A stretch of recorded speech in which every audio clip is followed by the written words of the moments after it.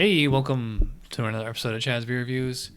This is a beer that I wanted to include in a Tuesday night beer school, but I can't find any actual Czech examples of this beer in Central Florida, so I'm just gonna review it by itself.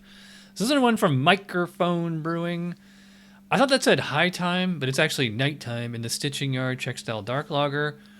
It doesn't say anything else about it on the can. There's not even a canning date. At least none that I can see, but I got it on tavour, so it should be fresh. All right, so I poured it in a Spiegel lager glass, which I feel like I haven't used this for a beer in a long time, and it's a lovely dark brown coming out of the can. It looks black in the glass. I mean, I guess you could say it is. It's just an extremely dark brown. Little bit of ruby highlights, and it did pour to like a nice 2-3 fingers of foam, kind of like a I guess you call it light brown, beige, something like that. To give it a smell. Yeah, very roasty on this one. I get a lot of coffee, or actually they say espresso specifically, but there's no actual coffee or anything in here. It's just like the lovely roasted malt. There's a floral hop presence in there. It's funny, this actually kind of smells like an American brown ale, or it doesn't really, it's because it's so roasty. I don't really get any fruitiness on this. I just get, like roasty malt, brown, kind of toast. It's like toasty, roasty, kind of floral hops, like an essence of chocolate in there. It smells sweet. Let's find out if it is. Cheers.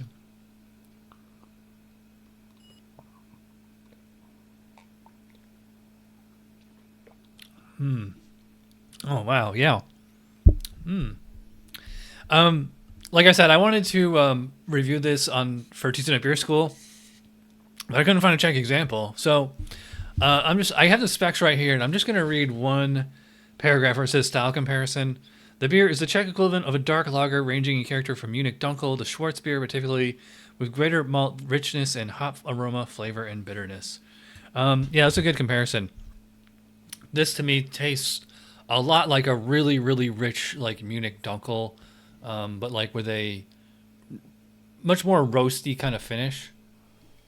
And they're right, this is pretty hoppy for the style, for a lager. I haven't had a whole lot of beers of the style. I remember the Czech ones actually being pretty mild. This one's pretty robust, like all around.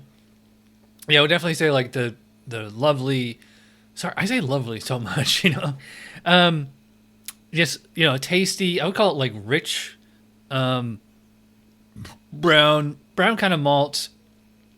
It's like a really deeply toasted piece of bread.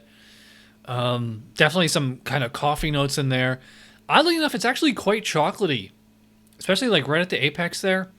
And then it's almost like a really, really mild black IPA, because I actually do get some kind of really piney floral hops in there, and like in a firm bitterness, but it doesn't linger.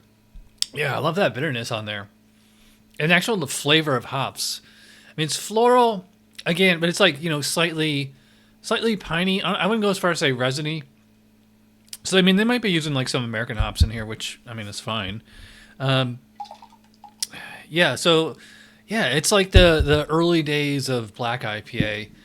The flavor intensity isn't nearly as strong, though. I don't know the IBUs on this one. Seems to be. I bet you it's like. I mean, to me, it feels like it's like 30 or 40, but I usually like way overestimate the IBUs. It turns I'm usually off by like 50%, so it's probably closer to like, I don't know, 15 to 25, something like that. Yeah, I said on the nose that this smells sweet. It's not that it's sweet. It's that it's malty rich, maybe like a slight kind of Coca-Cola or Pepsi kind of flavor in there. But at the same time, I'm getting like this kind of cold brew coffee note, which is really nice. I think it's just from like the dark malt on there.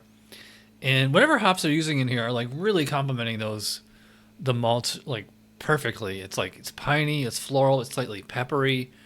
This is only 4.7. So, by the European standards, this is too big to session, but by American standards, this is very, very sessionable. For only 4.7 ABV, it's got quite a bit of body. I mean, I'd probably put about medium, but it's got like, nice kind of dextriness, almost like a viscosity to it. Carbonation probably about moderate as well. It's this is not like a stout or something, but it's not a fizzy lager either, and it's just like really crushable. I don't know if it goes as far as say it's refreshing. It's like a nice kind of.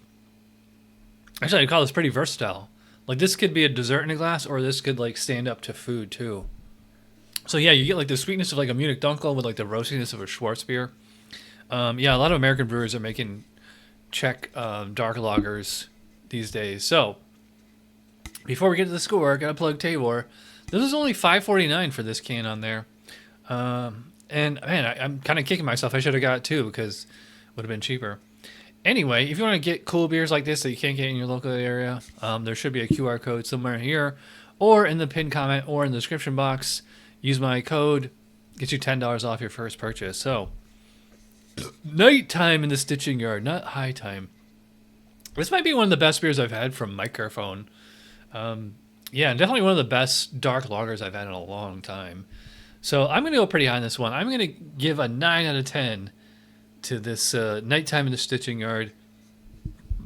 I've been giving 9s all week, which is great. It's great to have great beer. Still looking for that perfect 10, though. That would be nice.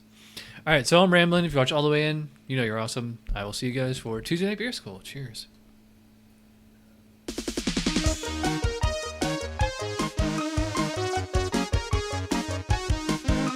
Somebody brewed it. Chad just reviewed it. Thanks for watching Chad's Beer Review. Trust me, the next episode will be a lot better.